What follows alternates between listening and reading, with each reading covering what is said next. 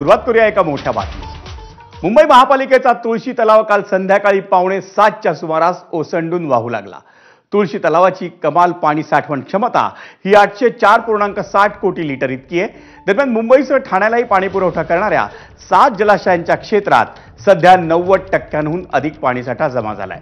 मुंबईला पाणी पुरवठा करणाऱ्या 7 धरणांची मिळून कमाल पाणी साठवण क्षमता ही 1,44,736.3 कोटी लिटर इतकी आहे।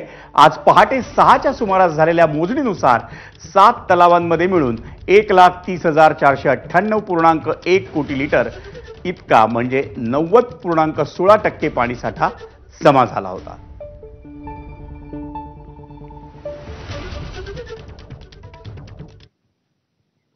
आणि मुंबईसाठीच्या 7 जलाशयांमध्ये किती पाणीसाठा आहे पाहूयात ग्राफिक्स मधून। तुळशी आपण आत्ताच पाहिलं 100% भरलेला आहे, ओसंडून वाहतोय। तानसा 98% भरलेला आहे।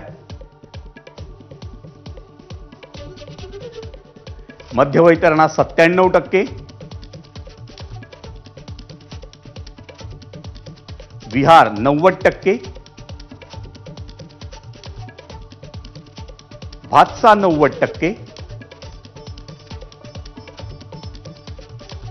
मोडकसागर 87%, अप्पर वैतरणा 86%,